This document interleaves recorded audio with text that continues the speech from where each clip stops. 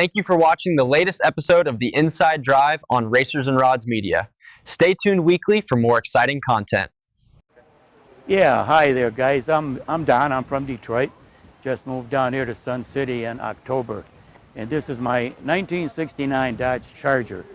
This is the Dodge that won the first Woodward Drag Race 2016 Roadkill, sponsored by Dodge, $10,000 first prize. This is a Moran Motorsports custom-built 540-inch Hemi, twin turbo, and we're running 2,240 horsepower on this motor.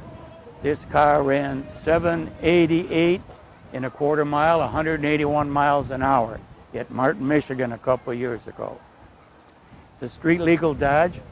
I drive the car, have a lot of fun with it.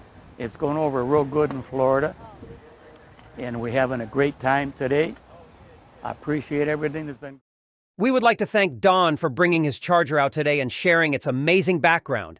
If you have a hot rod with a story or history, Racers and Rods would love to hear from you. Contact us on social media or at racersandrods@gmail.com.